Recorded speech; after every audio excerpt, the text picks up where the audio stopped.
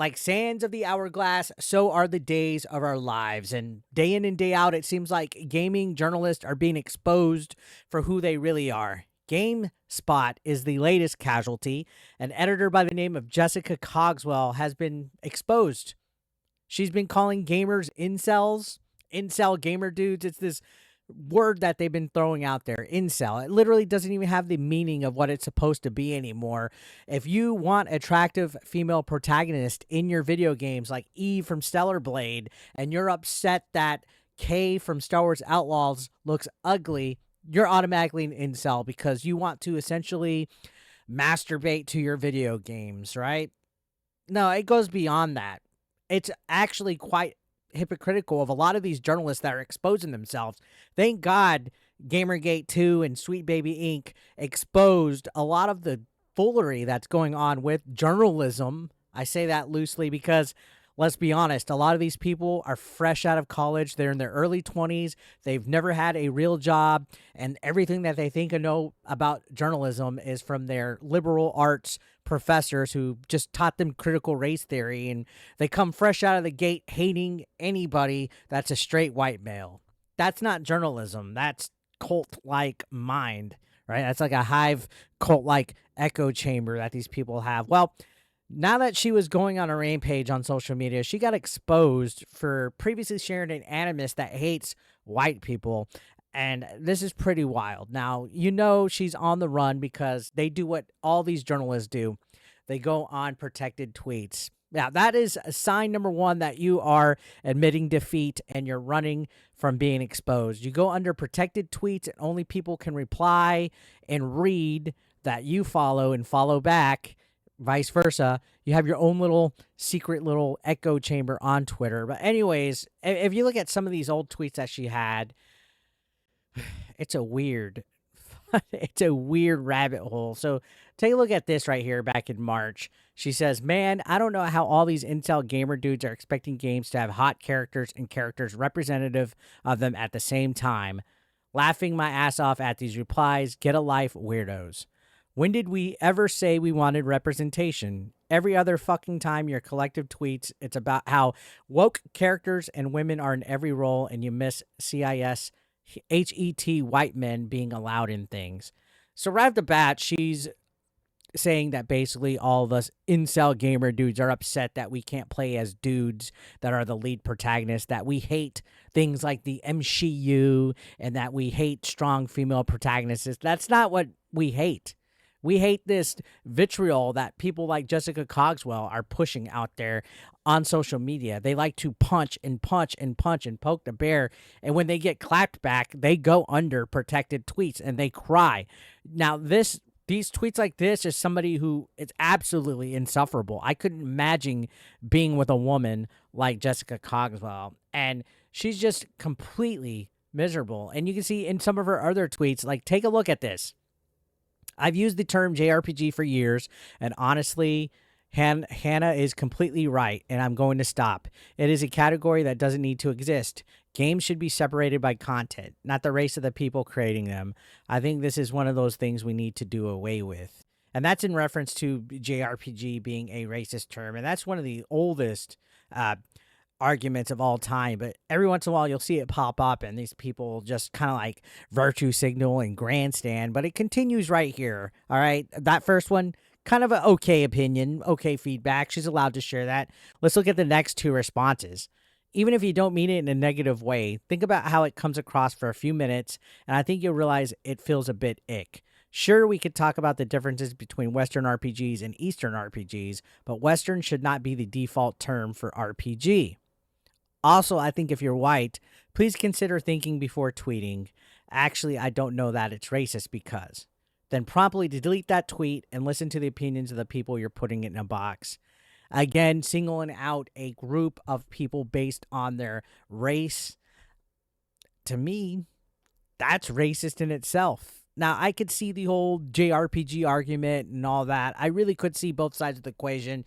For me, though, I don't think it's racist to label them as Japanese RPGs because they literally come out of the country of Japan. And it's been that way. Well, that's a whole other argument. My point is, this is the type of stuff that Cogswell has posted. And you can see it goes far back as a couple of years ago. You see in 2022, she said, "Sorry, but I'm very tired of certain groups of feminists mourning the death of very old, problematic white women while remaining quiet when women of color who had their whole lives ahead of them are murdered.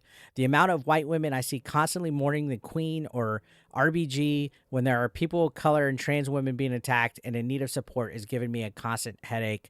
She's literally attacking people for mourning the death of the queen or for RBG because those people aren't people of color or trans. These are the people who are tolerant. They don't want you to basically be a problematic white person. You can see she's attacking white women on this. She's saying problematic white women. She doesn't want white women mourning over anything when people of color are being murdered. This sounds like lunacy, in my opinion. And people might be like, Eric, why are you talking about this? This has nothing to do with games.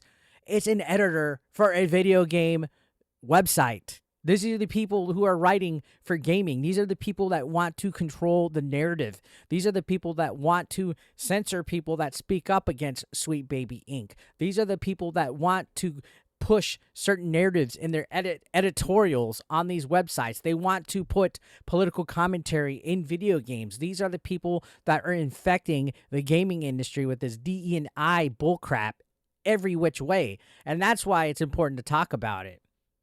And you can see it's just retarded. Overall, she even is going on to other people's posts.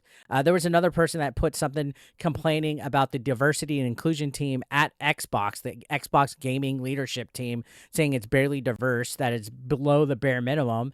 And you could see that she's saying, yeah, I've been seeing people praise this and I'm so confused.